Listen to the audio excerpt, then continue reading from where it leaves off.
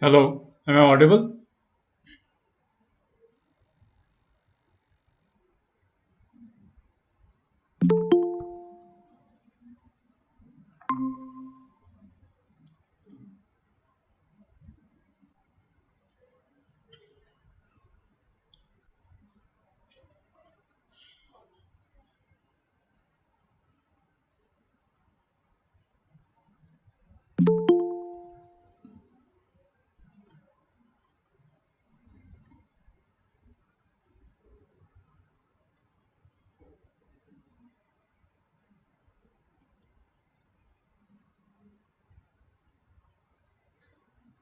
Good morning, everyone. I just wanted to check with the sound. Am I audible?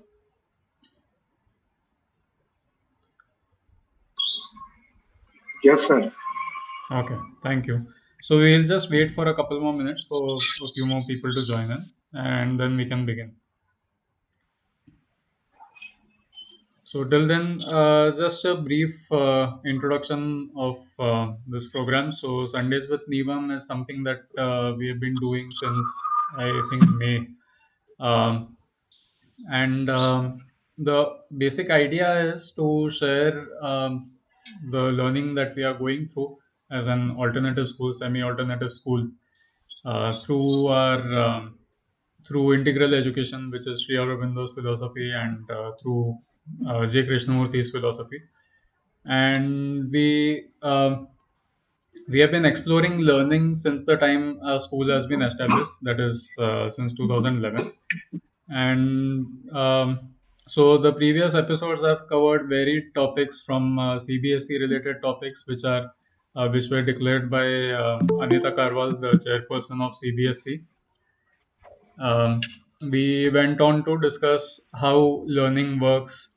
We also explored integral education a little bit with Shivda, who is our mentor from Pondicherry. And yeah, so these are various sessions we have been conducting. We had Jaya ma'am from Ram Ratan International School, and she discussed about happy schooling. So today we are going to discuss about lesson plan. So this is something that we have already covered last weekend, but then due to a lot of glitches, technical glitches, we couldn't get a recording. And as in, we did get a recording, but then there was a lot of disturbance in it. So and plus we had like 100 plus members here and about 100 members on Facebook also. So it was a loss for the people who tried to join in through Facebook. So we are doing it again.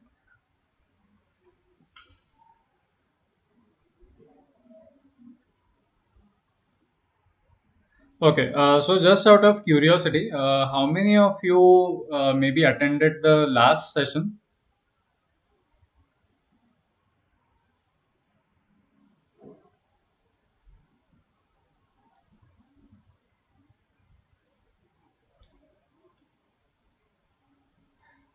Okay. So, lesson plans, discussing lesson plans just by giving information may won't do much good.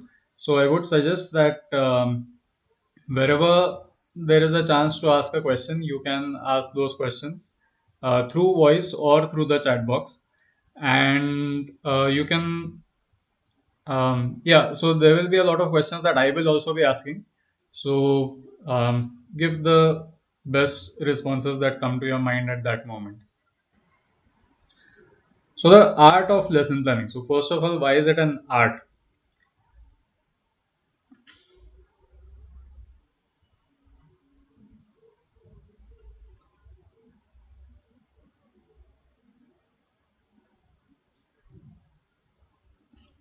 What comes to mind when you think of art?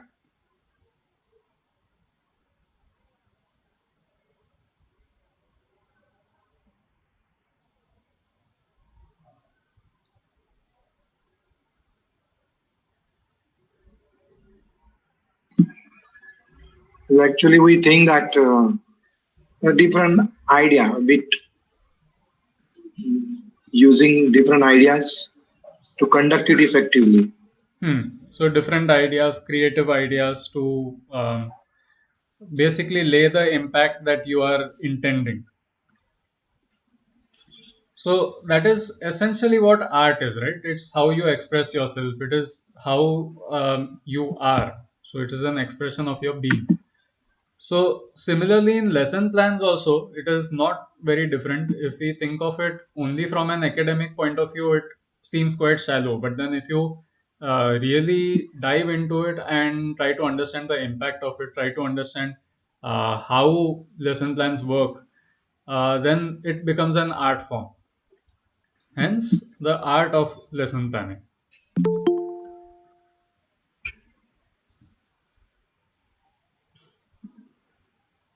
So the next question is, why do we need a lesson plan? We have chapters, we have books, we have syllabus, we have curriculum. After everything, we still have to make a lesson plan. Why do we have to do that?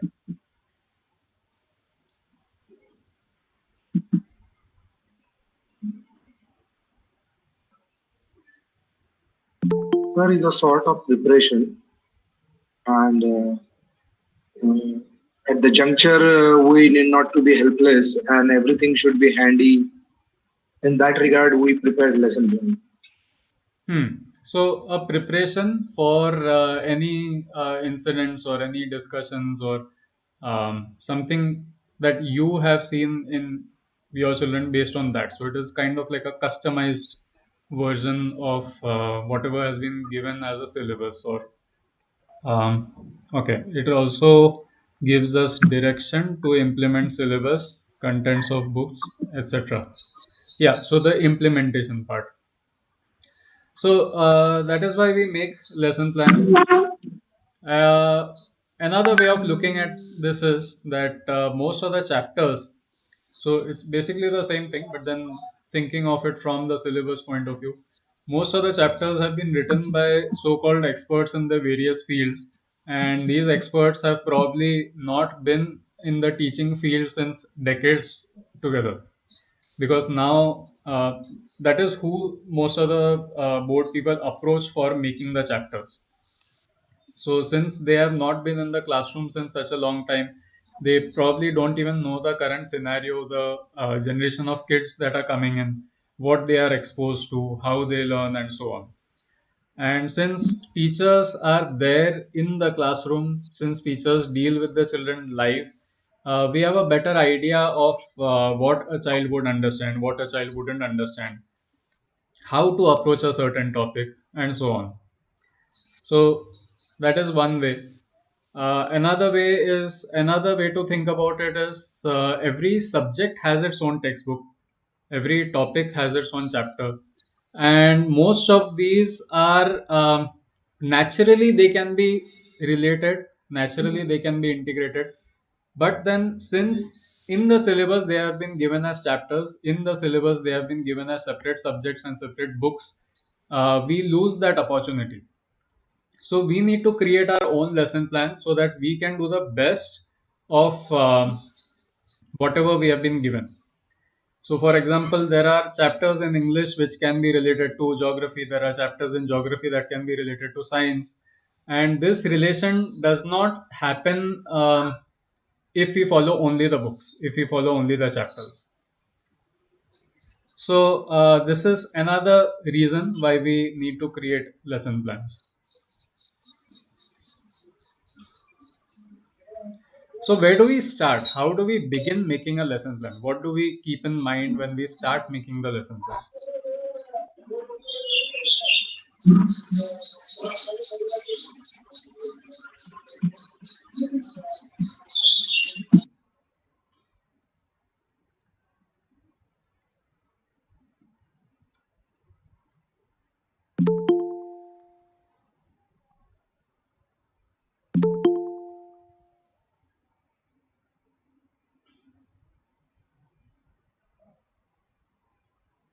Okay, just to repeat the question. So, if we begin making a lesson plan, if you start making a lesson plan, what is the first thing that you do? What is the first thing you keep in mind when you are making that lesson plan?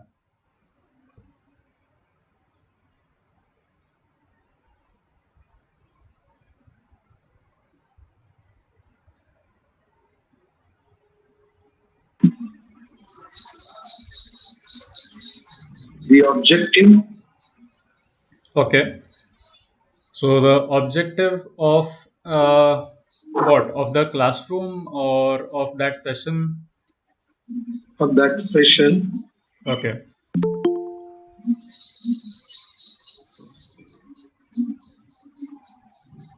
Okay. So we have another answer, learning outcome.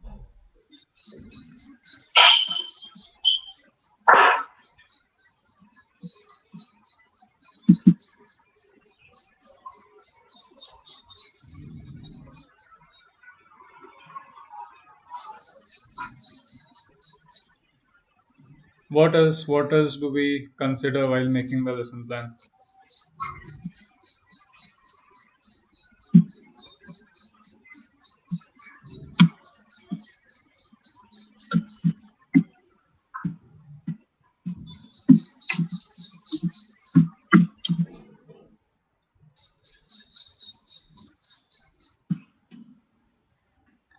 Observations of the class or children. So if we observe the children, then we have a key to making the lesson plan. Then age group we are catering to. Yes, very important.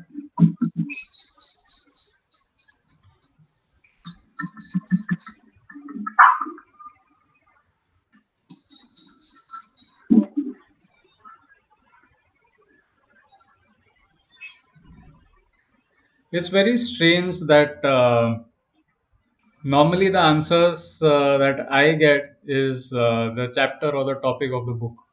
So I'm happy that that hasn't come up so far. And yes, so the best way to make a lesson plan, if you already consider the objective, if you already consider the outcome, and for so before we decide on the outcome, we need to observe the class. We need to understand the age group that we are dealing with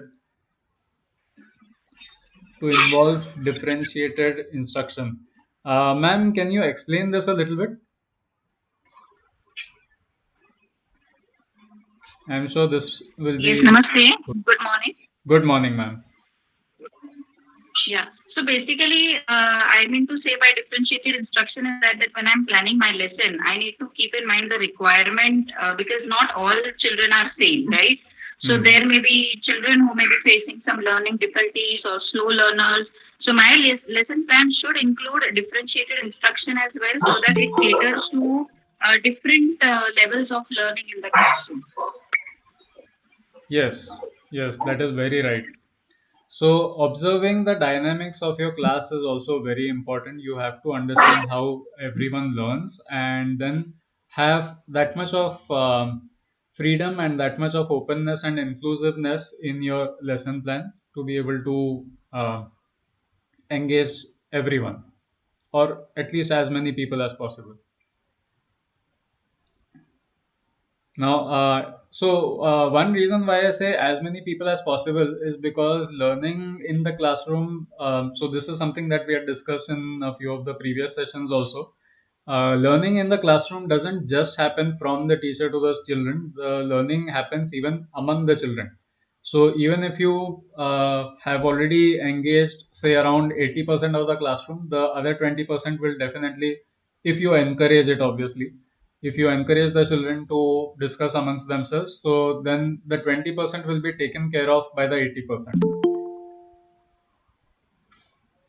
So yes, it is very important to understand the dynamics of the class. So to go about it, like a few very pertinent questions that we can ask ourselves is, first of all, why is the intention, why am I taking this particular class, or why do I need to interact with these children, or what is the reason behind taking this particular topic in the class. So what is the intention, the basic intention of uh, that session or those group of sessions. So that is one. And to reach it, we can ask a few shorter questions, because why is a very like it's a big question, it's a vague question. So we can go in any direction with that question. So other points that we can think about are, what am I teaching? So You can set up the limitations that you're working with, because not everyone has the um, blessing, opportunity, or chance to work in an alternative way, which is a very open way. Sometimes you are limited by subjects, sometimes you are limited by syllabus, sometimes you are related by the school's philosophies and procedures. So uh, we also need to keep it practical, and we need to consider those limitations. So what am I teaching? So one question is, what subject am I teaching? And then the next question would be, who am I teaching? So that includes the age group. How will I teach? Is it so? This is about the inclusiveness part. What activities, what all am I going to include in the lesson plan? And how will I know if the students have understood? So all these are very important questions, but they come after you ask yourself, what is the intention? Why am I making this lesson plan?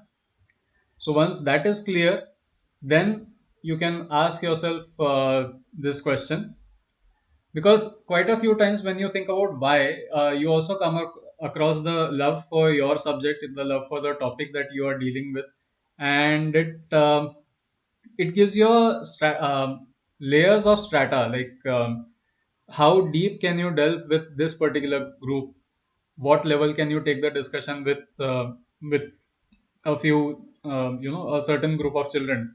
And also, if you really are in love with that topic or with that subject, then the way you explain it to different people will be different, because the objective there is not about completing the syllabus, the objective there is not about completing the chapter.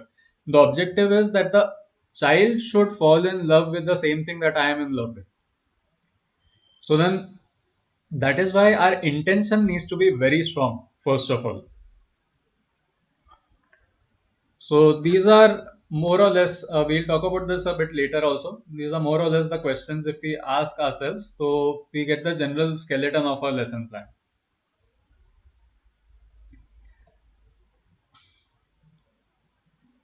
Now, let's take a look at a lesson plan for a child in nursery, say fourth standard, 4 years old and above. So here, this is a typical lesson plan. It's an example given by quite a renowned course, and it could be effective. But then there are a few aspects that are lacking here, which we'll discuss as we go on. So when we look at this carefully, the purpose or the activity is discussed here as language development. So it is, language development is a very wide and a very vast topic.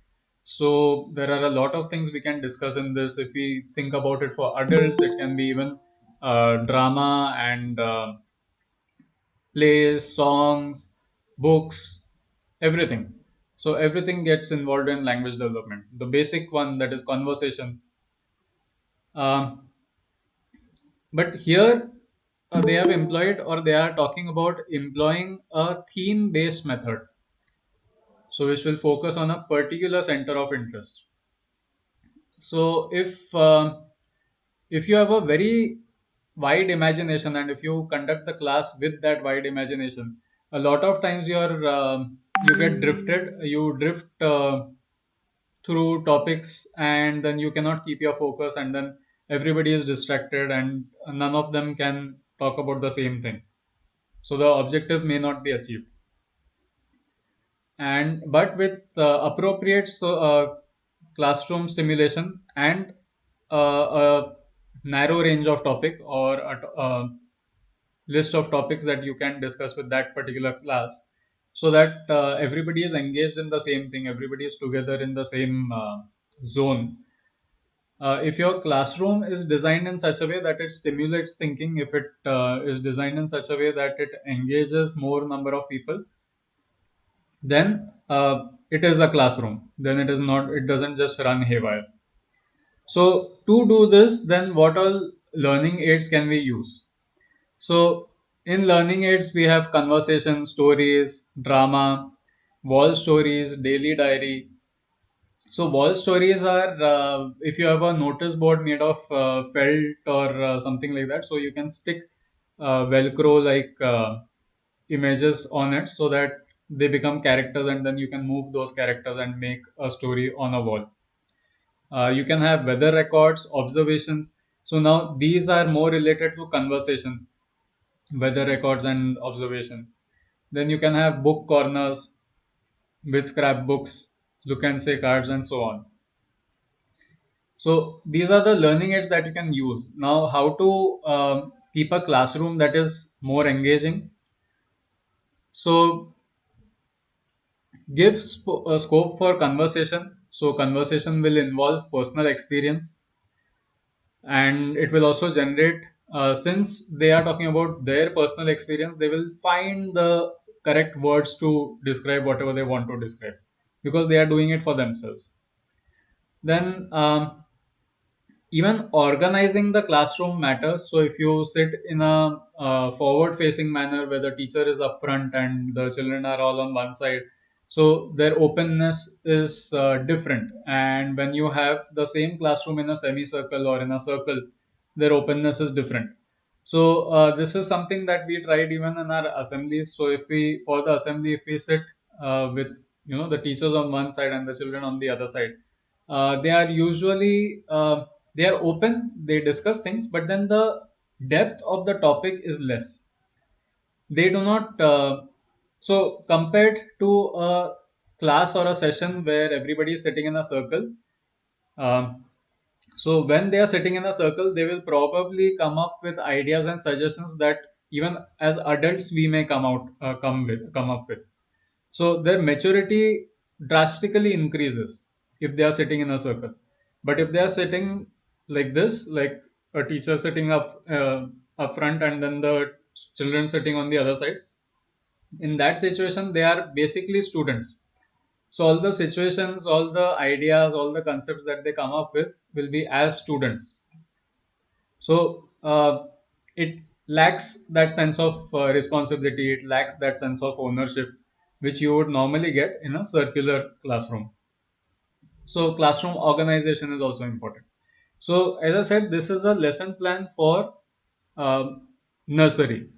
So here if we um, change the theme method with maybe a particular theme, like say rainy season. So using rainy season as a mode of learning, so automatically the topic gets focused. So this is a general lesson plan like that. Now let's look at what happens to this as the child gets older. So now if the child reaches 10th standard,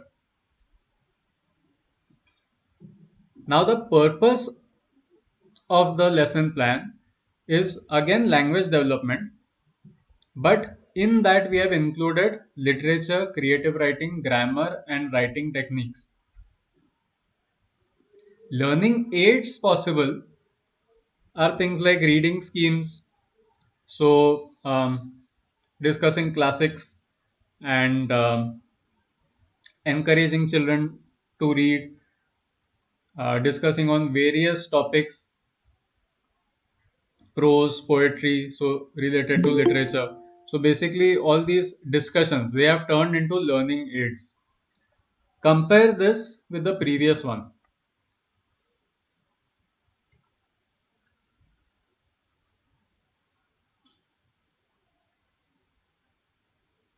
So if you check the learning aids here and the learning aids here in the 10 plus age group, sorry, not 10 standard, but class 5, that is 10 plus.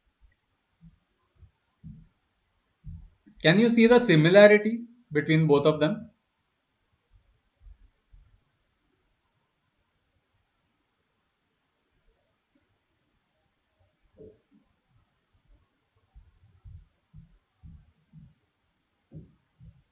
Or are they very different?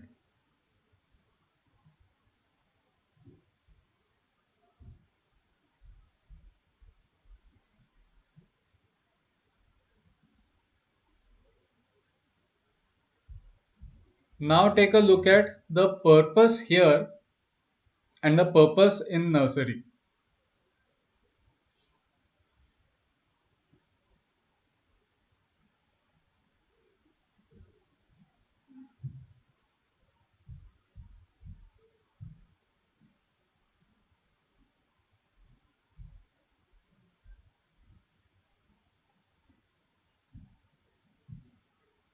Which purpose do you think has more depth? Which purpose do you think actually sounds like a purpose? You know how we think about purpose of life, purpose of my motives, my intentions. So this purpose, when you look at it from this point of view, this one or this one, which one seems more wholesome?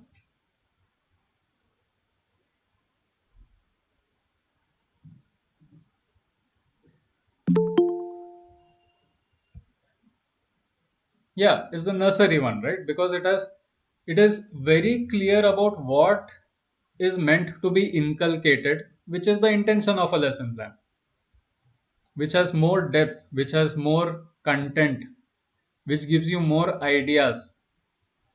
And these ideas, you can be sure that if you take these ideas to the classroom, if not a direct sense of learning, you will be sure that the children will be engaged and the children will actually um, converse constructively.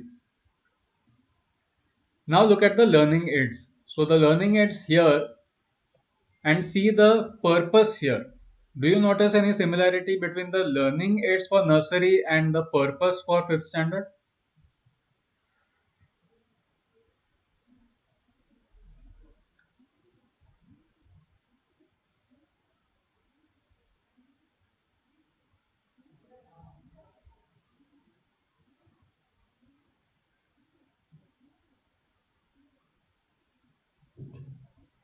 So you see what is happening here.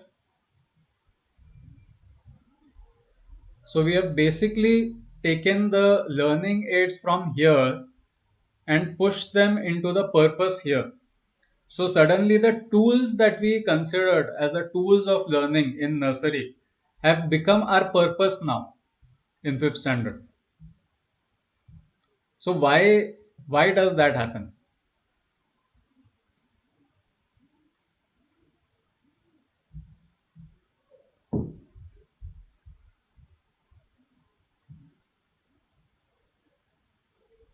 And even in this, the way we saw that the purpose here is shifting into the learning aids there, similarly, the learning aids there have shifted into the purpose here. So if you read the learning aids column, then you will then you can maybe share what you feel when you read this column, the learning aids part of fifth standard.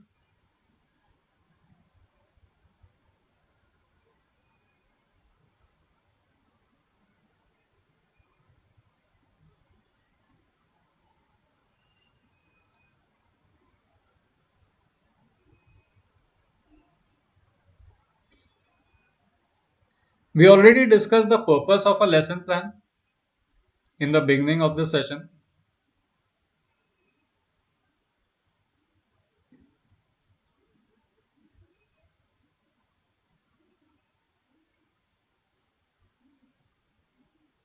So this purpose, the purpose that we just discussed a few minutes back, which column does that purpose align with? The first, the so-called purpose column, or the learning aids column?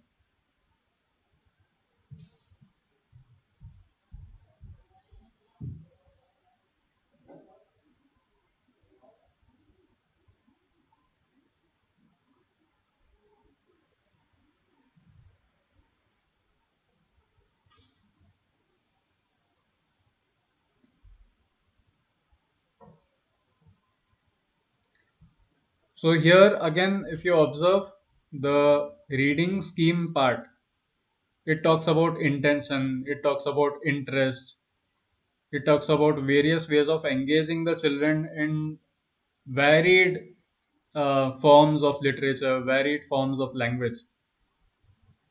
Whereas the purpose of the lesson plan just talks about syllabus, just talks about mechanical content, so to speak. And look at what has happened in the classroom organization.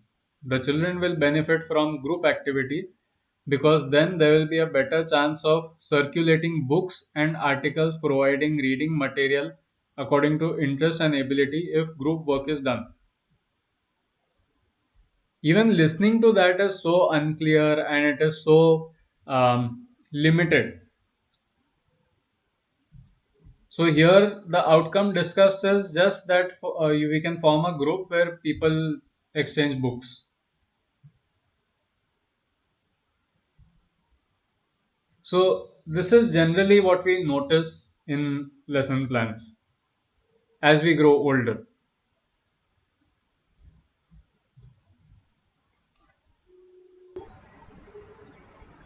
So this switch has happened, and why is that happened, and is it really productive?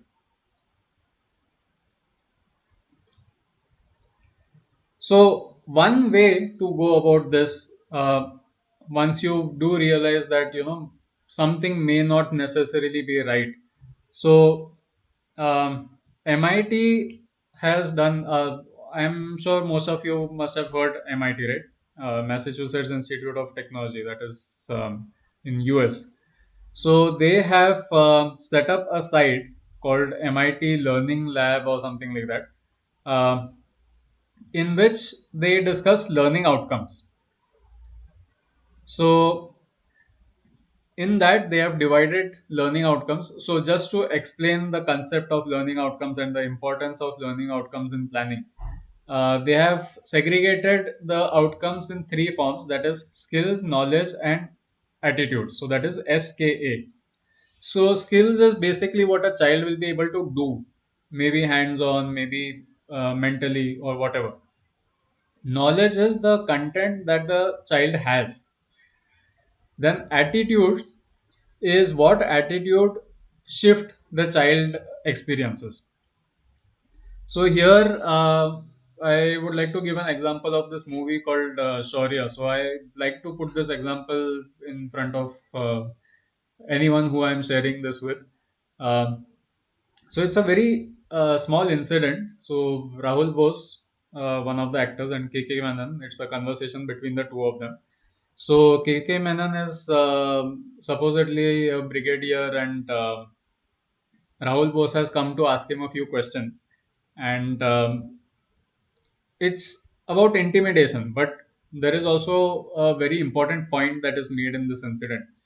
So KK Menon offers him a cup of coffee, and Rahul Bose drinks a little bit, and then KK Menon starts probing and starts discussing a few questions that are very.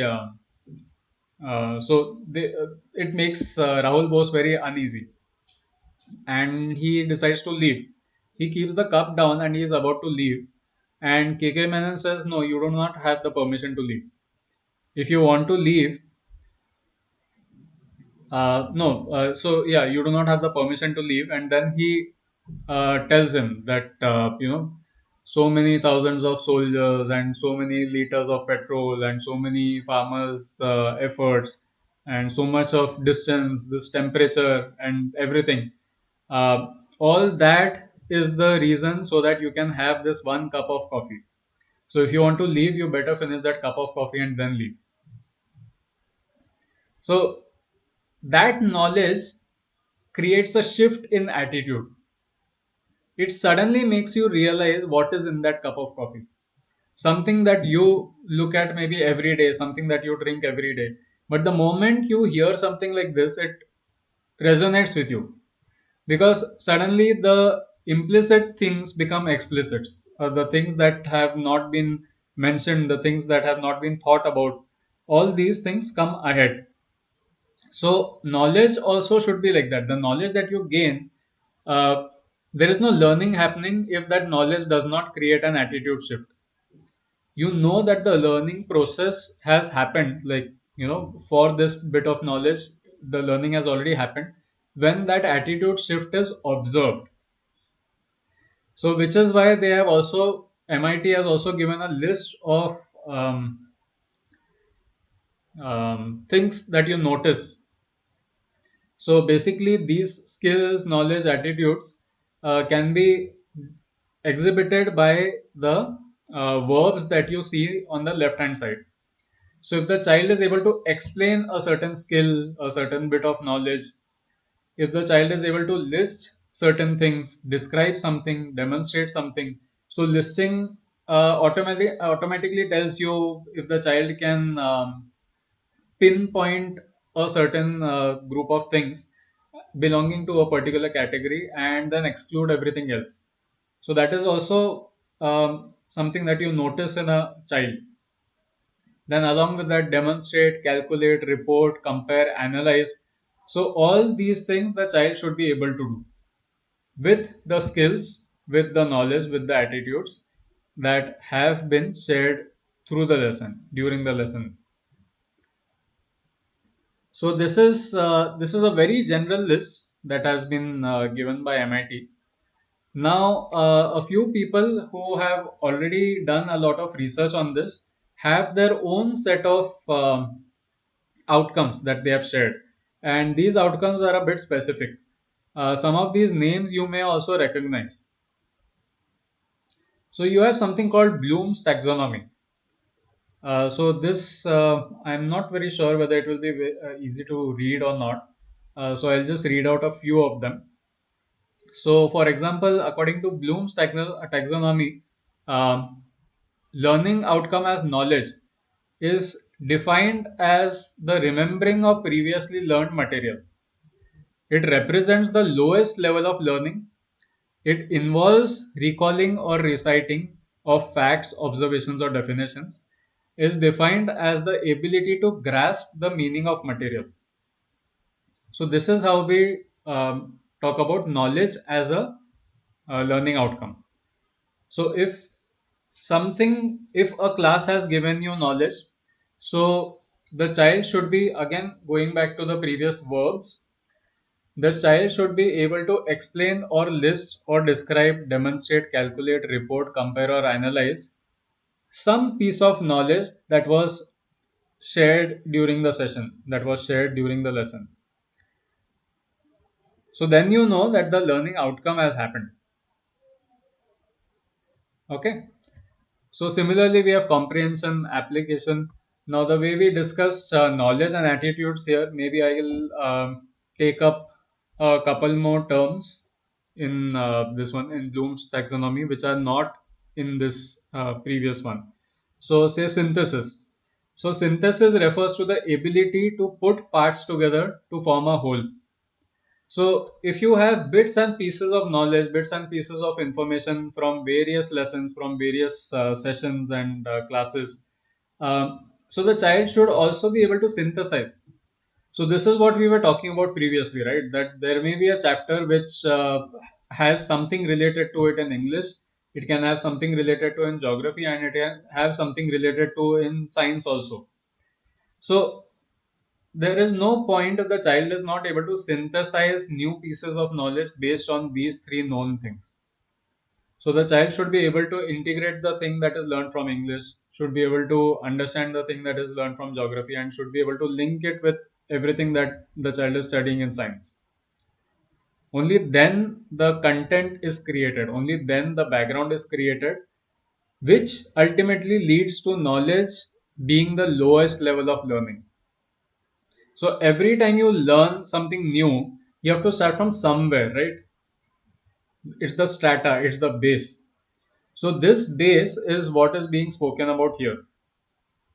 So if a certain piece of knowledge is understood by you, the next time you learn something else, you will begin from here. So the learning will begin from here. That is the lowest level of learning. And as I'm sure this must be coming in a lot of your heads that if knowledge is the lowest level of learning, what happens after that? So then, if the knowledge is the lowest level of learning, you learn something more, that becomes knowledge, and then that becomes the new lowest level of learning. And this is how knowledge keeps piling on itself and it becomes greater. it becomes more integrated, it becomes more interconnected, it becomes more holistic. So this term we keep hearing about every now and then, right? It has almost become like a marketing term. We do holistic education, but what does that really mean? So this is just a gist of it. So this is how these pieces of knowledge, these bits of knowledge, should be able to integrate. Now this is another form of taxonomy called Fieser-Schmitz, and it's a technical taxonomy is what he refers to it as. So the way we spoke about the various learning outcomes here the learning outcomes have the verb integrated in it. So previously we had the list of learning outcomes and then we had to put in the verb. So the child should be able to explain this piece of knowledge, the child should be able to implement this skill. So the verb was different from the taxonomy of the learning outcomes. Here the verb is integrated in it. That is why technical taxonomy. So the child should be able to judge. The child should be able to solve, explain, compute, and define. To be able to judge, you have to be able to critically evaluate multiple solutions and select an optimum solution. So that is a very big skill. What we refer to as critical thinking is basically a short like a part of this. So if you are able to do critical thinking, then you are able to judge, you are able to evaluate. Similarly, solving is characterize, analyze, synthesize a model system or to model a system. So to model a system in itself is such a big activity. You are taking varied pieces of knowledge and then you are building a system in your mind. It's basically engineering, internal engineering. So you're organizing all the known things that are there in your brain and you're trying to create something new out of it. So this is also something like synthesizing. So the other terms are explain, compute, and define. So compute would follow rules and procedures. So here what we are basically doing is we are computing a lesson plan. So in quite a few schools, in most of the schools you have a syllabus, in most of the schools we follow a board. So in these schools you have to work under these constraints, you have to work in these limitations, but those limitations are still quite free. They are not very boxed up if you think about it. So we'll bring up the next part of this where we talk about that.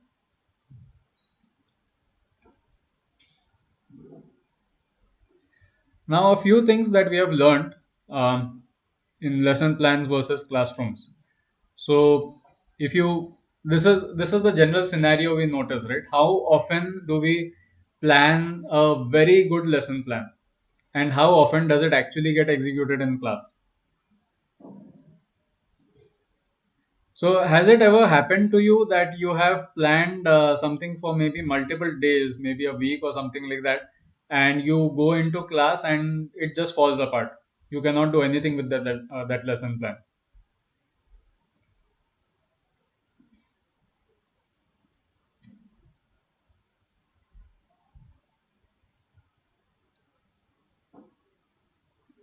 You can respond in the chat box, and you can also give a brief whatever you remember in that class, whatever you remember about that class.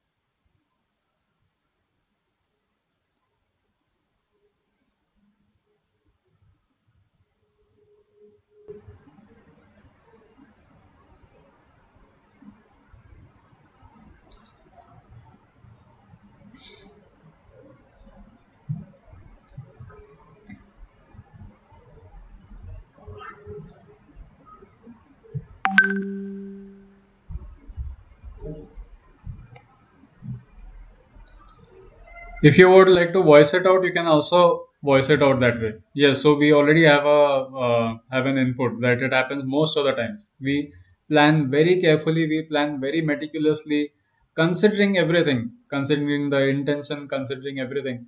But somehow, when you go into the class, when you walk into the class, it just doesn't happen.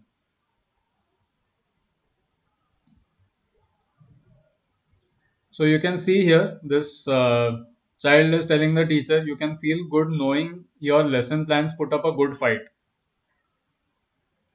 So we know that you planned very well, and you that lesson plan tried its best to engage the class, but that did not work. But we appreciate the effort that yes, it did put up a good fight, and we were almost there.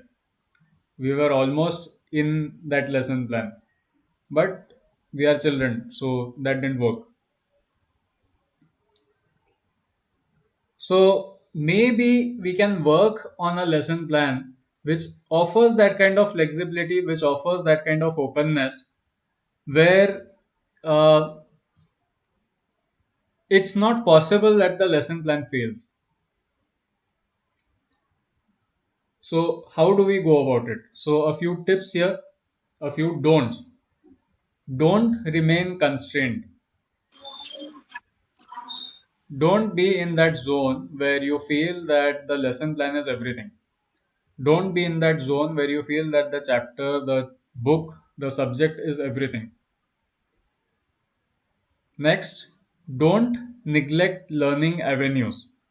Quite a few times, what happens is something that the child has said, even though it seems off topic, it can offer a very good pathway for you to take a roundabout and come back to the same topic.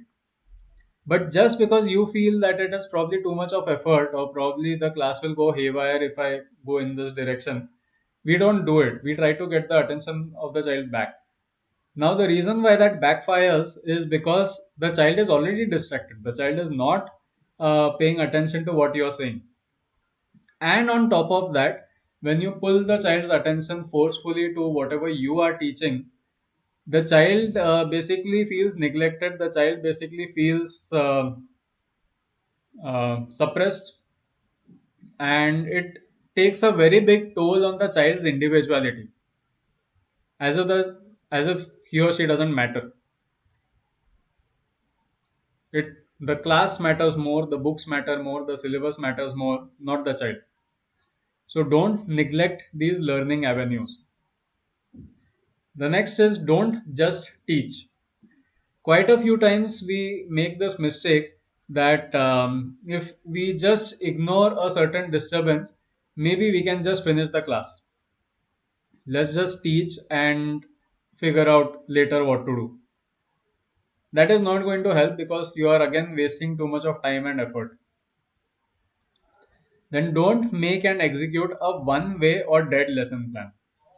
So this is the most important one, and this is a major part of what I wanted to discuss today. So if we talk about a lesson plan as if it's a dead lesson plan, now what is a dead lesson plan? So a dead lesson plan is if you have made the lesson plan and now it is a part of the register till the time you have to make the next lesson plan.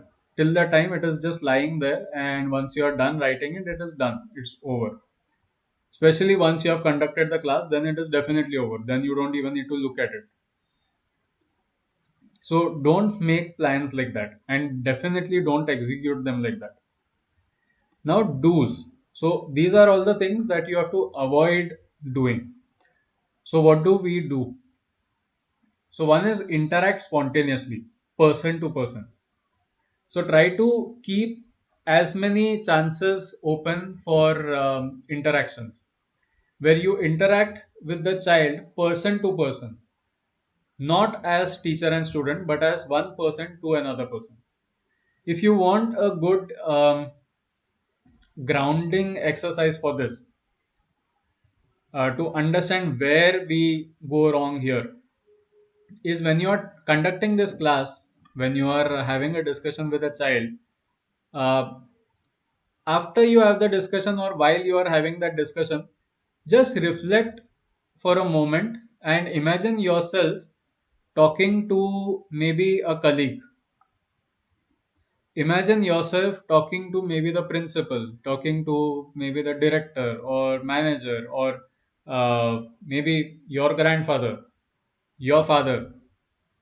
So these various dynamics, and see if you would have the same conversation in the same way with all of them. If you can have that same conversation in the same way with the same words and tones with all of them, then that means you are interacting spontaneously. That means you are interacting person to person. If not, then you have to know that you are acting condescending. Condescending matlab you are probably looking down on the child. So you have to understand that if you interact with the child as a child, the child will act as a child. Then the next is get distracted or sidetracked. This is a do. So as I spoke about the learning avenues part, if while reading the lesson, if you come across a few phrases or come across a word that brings up a memory in your mind, maybe not always, but at least sometimes find time to discuss that thought, discuss that memory. Because the moment you discuss that, it shows your openness as a teacher. That is one. Secondly, it takes the child along a road which is more real. Since it has already happened to you, obviously it is real. So the child understands the impact of whatever you are discussing. So if something comes to mind like this, then do get sidetracked. Sometimes there are a lot of zones where you feel that it's a part of the lesson, but then you don't really understand whether the child can draw a context for that part. So, for example, if you are talking about say technology, if you're talking about computers, if you're talking about various kinds of computers, you're talking about phones, basically the advancement of technology.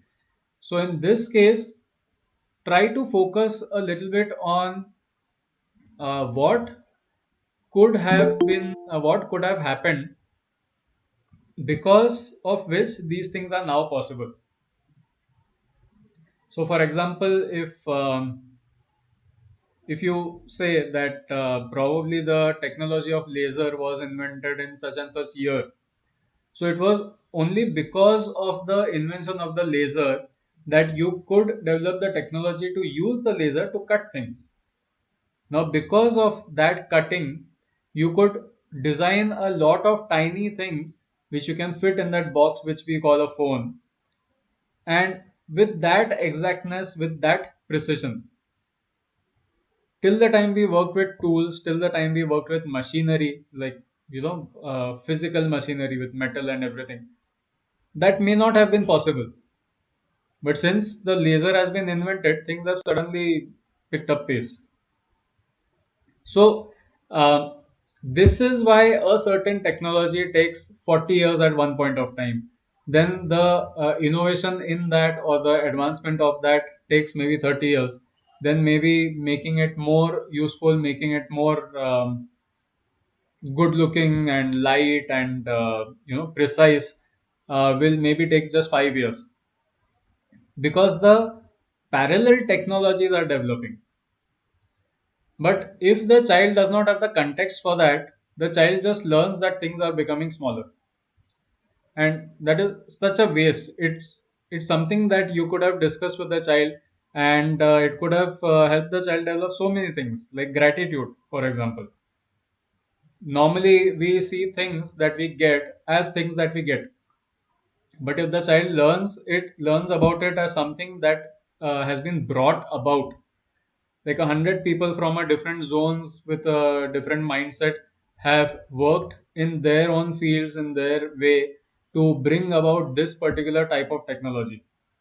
If somebody wouldn't have discovered the the use of semiconductors, if somebody wouldn't have discussed how air works, if somebody so the reason why air is because sorry the reason why air is important here is because of filtration technologies. So most of these electronic industries cannot allow even a speck of dust in the device. Even a tiny speck of dust can cause overheating in the device. So even somebody who worked on coolers and fans and filters is so important in technology. So get distracted, get sidetracked once in a while to develop that context, to develop that background, so that today's reading will actually be integrated as knowledge in the future. And this will also help cause that attitude shift that we just discussed about. Then do learn together. As I said, it is not necessary to target 100% of the class. Target 70%, 80%, and then have these zones of discussion, have these times of discussions and interactions, because of which the children will learn amongst themselves. Parallel learning or peer learning, as it is called. So, that is one, learning together. The second one is, uh, do not get pressurized that you need to know everything. Do learn together with the child. Find out, explore. If you don't know, admit, move on, say that you will find out, and or we can find out together, and then discuss that together. That level of honesty will help the child realize what a genuine human being is like. So learning together is very important. Then do make an open or living lesson plan. So now again, this is the objective, one of the objectives of today. So make a lesson plan that is not dead, it is living, it is open. So just because you are done with the class doesn't mean that your learning from the lesson plan is over. Even the lesson plan should act as a tool for your learning. So after the class is over, make notes. What worked? What did not work? Why didn't it work? What did I learn out of it? What did I observe in my class because of it? When I was conducting this session, I observed that this particular person who normally doesn't listen but today was just lost in this. The rest of the class may be a complete chaos, but then this fellow who normally creates the chaos was completely attentive in this.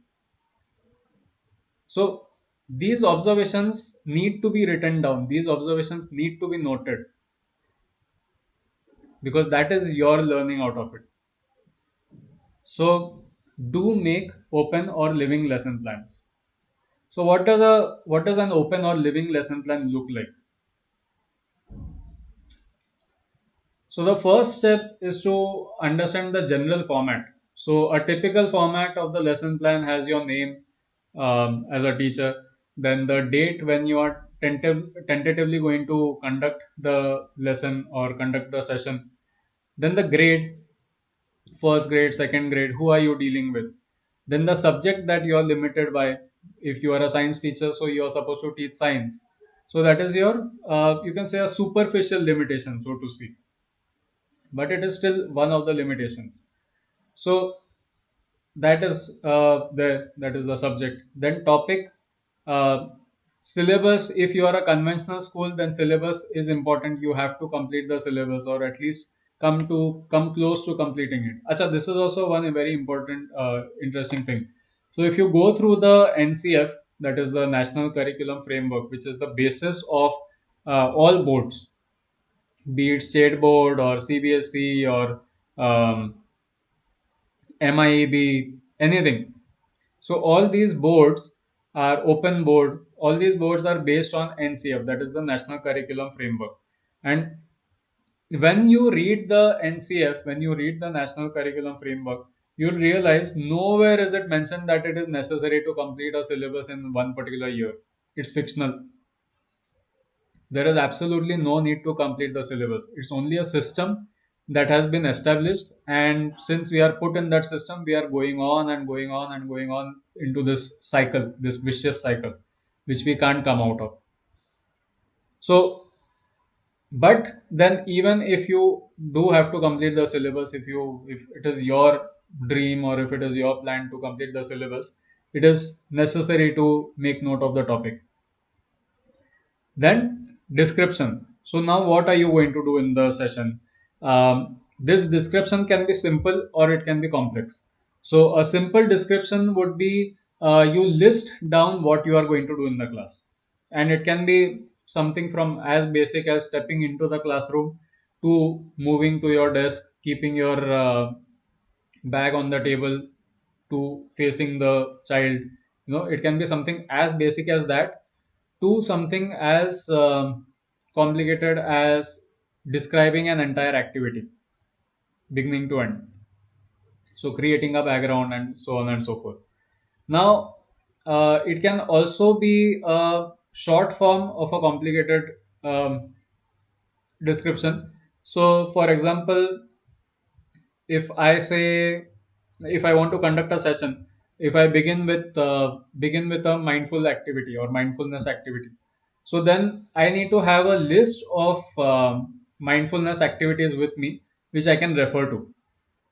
So I can refer to this list and then decide based on the situation which activity to conduct at that time.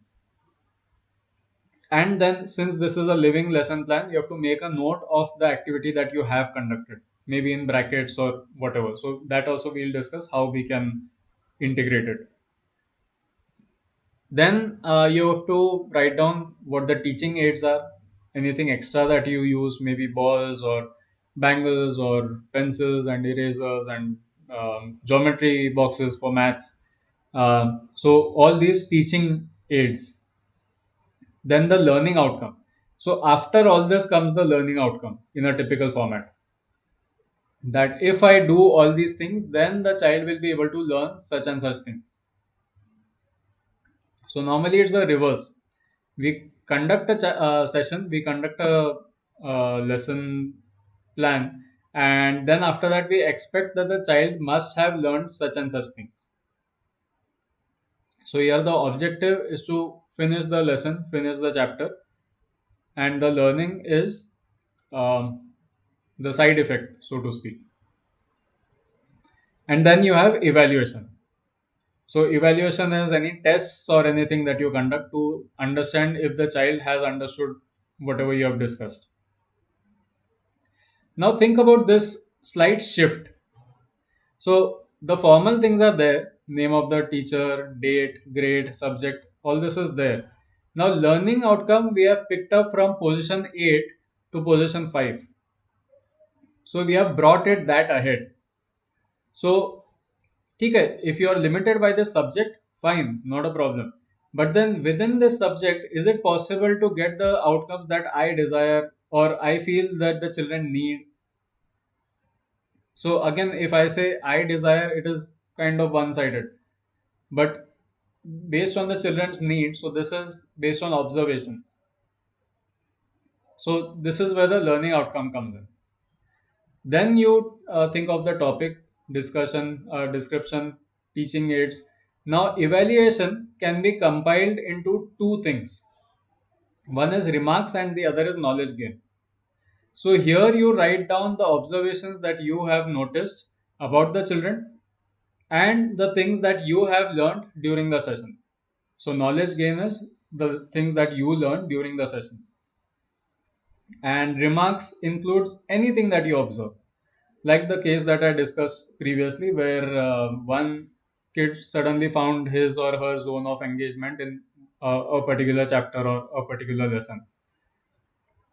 Now, learning outcomes can also be divided into direct and indirect. So, direct learning outcomes are things that you observe the child doing, and indirect learning outcomes are learning outcomes that will happen. You may or may not observe them. Um, you may or may not have them as your learning objectives, as your prime or core learning objectives, but they will happen automatically. So, can you think of examples of direct and indirect learning objectives based on whatever you must have understood from this?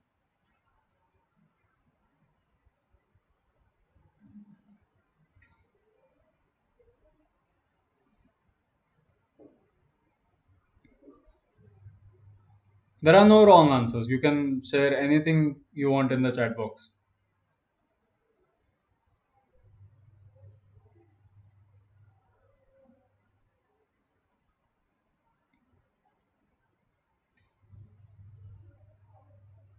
From the sound of it, from the understanding of it, what do you think would be a direct learning outcome, and what do you think would be an indirect learning outcome?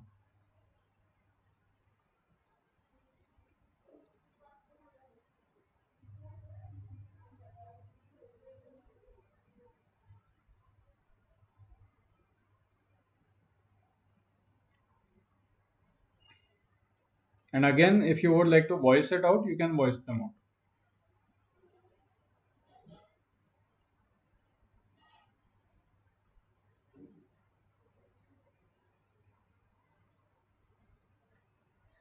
Okay, implementing concepts in daily life is indirect learning outcome. Okay.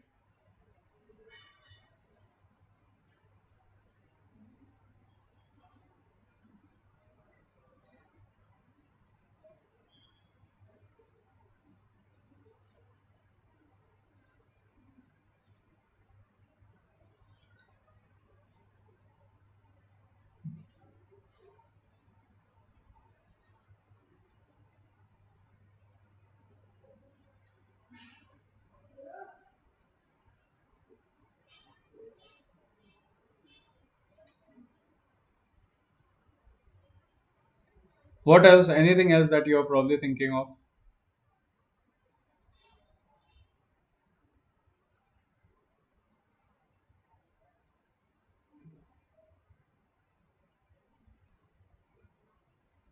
Something which is not consciously thought of is indirect learning outcome. Okay.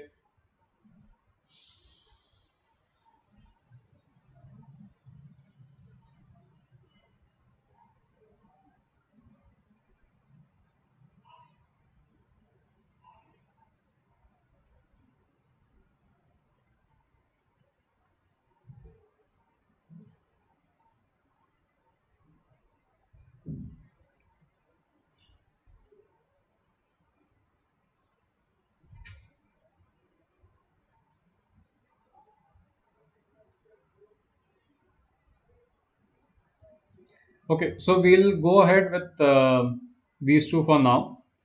So now these things, what would happen if we switch these things? Normally, um, indirect learning outcome would be something that is like an attitude change, something that is that reflects in the actions and beliefs and so on. Um, it is something that you are not consciously thinking about. But what if we consciously think of both of them and segregate both of them strategically, and we switch them? What if we think of attitude change as the direct learning outcome, in the sense that you are intending that attitude change should be an objective, it should be an outcome, and you let the indirect outcome be what you would normally consider as a direct outcome, which is things like marks, and which is things like academic performance, things which we have built an evaluation system for. So the only reason why the other things are evident, so to speak, or the other things you feel are observable, um, is because we have developed an evaluation system for it. The rest of the things, although they are very important, we have not developed an evaluation system for them. We have not developed an evaluation system for the kindness in a child, gratitude, happiness, helpfulness, or involvement, application, intellect. These are things that we have not developed an evaluation system for. Marx is not an evaluation system for intellect, because at least in the current sense of education, where 90% of the things are based on rote learning, intelligence doesn't like, except for the memory part, active intelligence barely comes into view anywhere. Within the syllabus, there is almost no zone for the child to create knowledge based on whatever has been learned. So we have developed an evaluation system for these kind of things, and then we have been claiming that it is intellect. But what about things like this, what has been mentioned, implementing concepts in daily life? Isn't this a direct form of intelligence? When the child starts doing this, you know that the child has understood something. You know for sure that the child is using his or her intellect.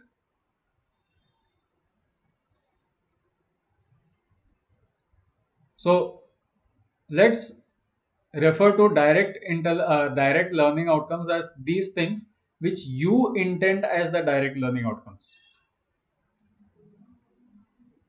And indirect learning outcomes are things that may be important, maybe from a social perspective, maybe from a conventional perspective, but then that will happen if these direct learning outcomes are taken care of. So, for example, if a child has really understood a session, if a child has really understood a concept, then the child should be able to write answers, right? The only reason a child may not be able to answer, if everything is okay, like home environment and all these things, the things that surround a child, if all of them are fine, but if the child still cannot write an answer, is probably because the child is not able to articulate it in words, is not able to express it. So that happens when the understanding has not happened fully. In fact, if you all must have heard of Richard Feynman, he is supposed to be known as one of the most renowned educationists and physics professors. He is a Nobel laureate, was a Nobel laureate. So he describes learning as such that you can be sure that you have learned something only if you can explain it to anyone else, and that is also incidentally the best way to learn. So if you want to learn something more, try to teach it to a 5-year old, try to teach it to a 50-year old, try to teach it to a 100-year old if you can find one. So if you can explain these things, if you can discuss these things with such a varied group of age and experience and background stories and environment, so only then you can be sure that you have understood it.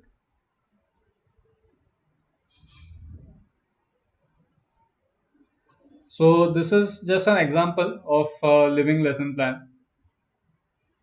So for example, I have to conduct a session for English, the subject English, and it is for a 9 standard child, and the topic is the first chapter of NCERT, which is the fun they had. So now in this topic, in this session, the story is based on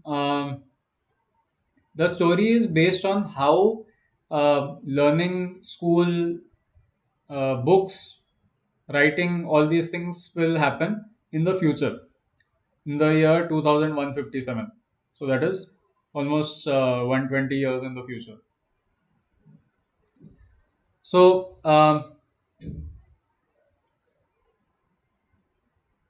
yeah, so then what would happen in the class? So, reading the chapter while engaging through etymology and inquiry. So, reading will happen.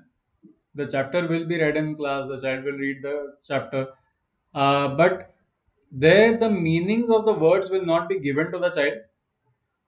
We will explore these words through etymology. Etymology is the origin of words. So, did it originate from French? Was it Greek, Latin, Russian? Where did that word come from? How did it come to English? So, that will help the child understand the root of the word. At the same time, it will develop the background for the word. Then have discussions to make the chapter relatable. So, history of writing material and text and script. So, we were discussing, we began with the word described. So describe, so then where did describe come from? Then the word scribe, what did it mean before? So we discussed about how today today publishers basically publish a lot of books. So then what would have been the case so many years back?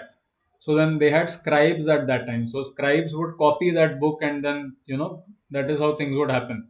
So this was before the printing press. So we discussed these kind of things, and there was also a word that was related to this, because of which we came to this concept. Then we discussed on how writing used to happen before. So future we understand, present we understand more or less, but how did it happen before? How did, on what did man start writing first? What was available? So we began with cave paintings, and then engraving. So engraving, why is engraving called engraving? How is it related to grave, as in graveyards? So all these things were discussed. Then we took the matter a little bit ahead. So if they used to use stones, would it be possible to carry so many stones as written material? So then what do we do? So we break down stones into tablets. So tablets is something that we still use as digital devices, because they still look like stone pieces. Then, if stones are not practical, then what do you use? Leaves. So then leaves, what are the limitations? So various writing surfaces, what are the limitations? What are the strengths? Then what is in between? So if we cannot use stone because of its limitations, if we cannot use leaves because of their limitations, what do we use? So then we come to wood. Then we went to clay. So then we discussed cuneiform writing. And then from clay, we came back to leaves again, because gradually those technologies, that understanding was developing on how writing material changes through the ages. So, fine, if a tree or a plant's typical plant's writing material is not good enough, maybe if we thatch a lot of leaves and if we treat it some way, like cloth, like the fibers that we get from bamboo and so on. So that would be something that is light enough. It does catch color, and it can also be carried because it is strong enough. Unlike leaves, which normally dry and they we can be we can they become brittle. But grass doesn't work like that. So we discussed about grass also. How is grass different from normal leaves? So that is how we came to papyrus, and then we came to paper. So all these discussions happened in one session, and they were all led by the student. So these pieces of information were not given to the child. We just discussed on this and we explored it together, and we just asked each other these questions, and we discovered so many things. Then we came to again the current situation, which was the reading, and we discussed about the so the way there were pros and cons of all these writing surfaces and materials. Similarly, pros and cons of a digital surface or digital material. So what is the problem with so she was the one who matlab, the student was the one who came up with this thing, that if we have digital books in the future, then won't everybody's eyes get spoiled? So then I took that opportunity to help her understand the difference between LED screens and e-ink displays or e-readers. So if you have a backlit display, what is the difference? If you have a reflective display, which is an e-ink display, what is the difference? Then every now and then, when during this conversation, wherever there were any corrections necessary, we worked on those corrections.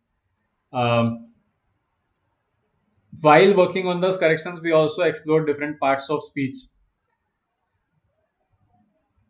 And then later on, as the child reads, now that the child has the context for all this, the background for all this, the child will automatically become more curious and want to read ahead. What is going on in the chapter? How do I know more? And she will solve the question answers by herself.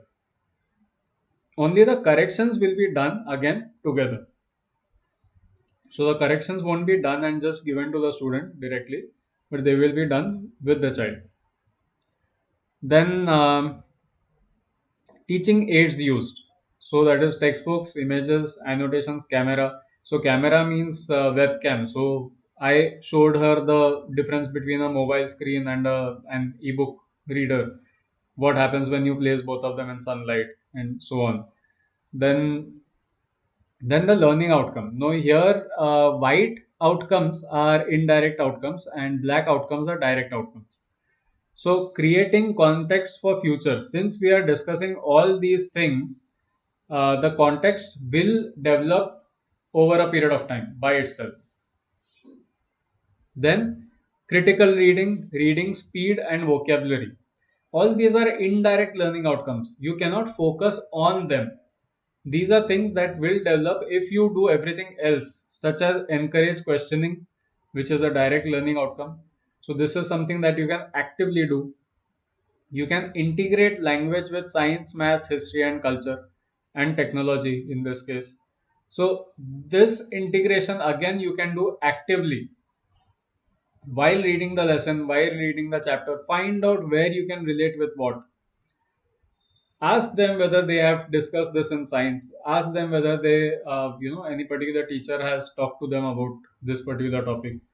And if they have not, that doesn't necessarily mean that you can't touch it. You can also explore maybe in brief that particular topic. Then knowledge gain. A knowledge gain is what you understand from that session. So this in this part I have noted down the observations and reflections together. So for example, she seems quite interested in technology. So this is something new that I understood.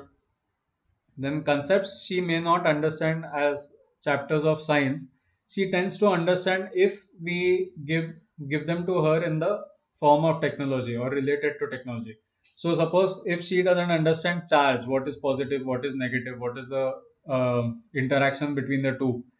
The same thing I explained her using the concept of ebook readers and the display of the ebook readers. She understood it very easily. Then for every character, for every part of the story, incident in the story, it is very necessary to build the background or the scenario for the child to understand. And once this background is understood, the child can even think like the characters in the story. So for example, there's a part in the story which talks about one of the characters saying that real books, as in the books that we use nowadays with paper, uh, they are a waste. Once you are done with a book, then what is the point of the book? You just have to throw it away because it just has the same story in it. You cannot, unlike a mobile or an ebook reader, you cannot have new books coming in. So uh, you are limited by the pages, you are limited by the paper. So for her to be able to understand that point of view from that time in the future, 120, 130 years in the future, um, it was very difficult. So it was very difficult directly, but if I create the right kind of background, if I tell her, okay, see, this is something that has already happened since 2 or 3 generations, 130, 37 years is not just it's not just one generation, it may be 2 or 3 generations in the future. So this is probably a time when books have not been existent since quite a few years, and quite a few decades in fact. And in this situation where probably there are not enough trees also around, why would you use a book? Because in that scenario, in that kind of a time, uh, for a book you would have to cut trees, and if you had to cut trees for something that you are going to throw away anyways, something that you are not going to use or revisit maybe anyways, which you can revisit in the digital format, then what is the point? So giving the correct background. Then in that case, then she was able to see from the child's point of view. Now here, she didn't lose her outlook towards books. For her, books are still precious, but then she is able to at least empathize with the characters, able to think through the character's perspective. Then remarks, I've just noted down whatever I've discussed. So that is cuneiform, papyrus, grass versus leaves, brittle, the word brittle, then silk scrolls. So if you can write on paper and papyrus and these many surfaces, you can obviously write on cloth also. So then the China has a lot of China had this history of writing royal documents on silk scrolls, painting on silk scrolls. So that is something that we discussed. Then we discussed virtual reality, augmented reality. So all these topics were discussed. So within this one chapter, we discussed so many things, and the knowledge that she has gained is very real. The knowledge that she has gained is integrated with many different um, subjects and teachers and people. But in this case, from this part, that is the first column, and on till this column, the learning outcome column, this part was already written down before. This part was the lesson plan. This was the pre-session lesson plan, so to speak. The latter two columns, that is knowledge gain and remarks, these two were filled later on, after the session was over. That is why it is a living lesson plan. So even after the lesson plan is over, it is useful. It is something that you can keep with you to remember in the future. Maybe 10 sessions later on, 10 lessons later on, you will suddenly remember, hey, I had done this particular activity or discussion with these people before. So maybe I can remind them, maybe I can revise this with them again. So then that can be done here. Um,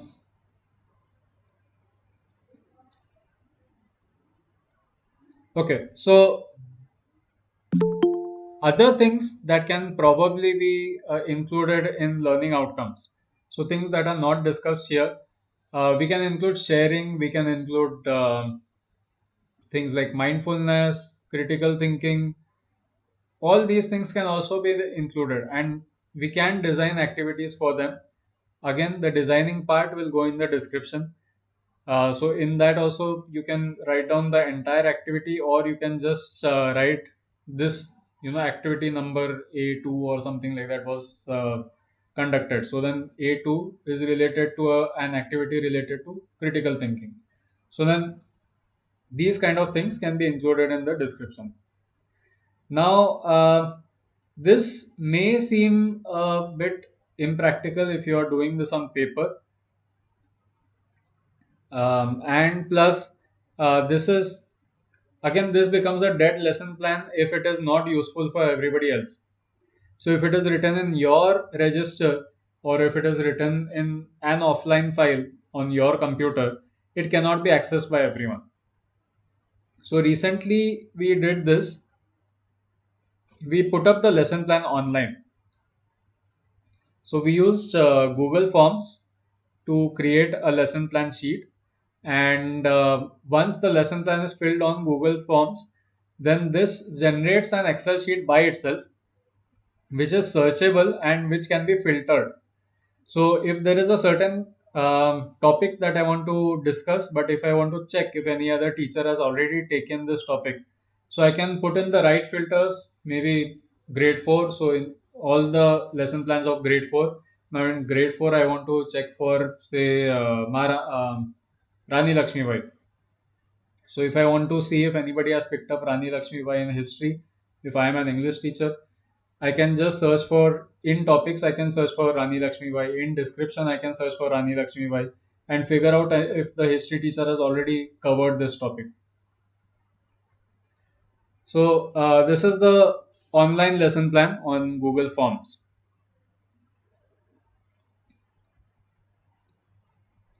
So yeah, I think that pretty much covers it.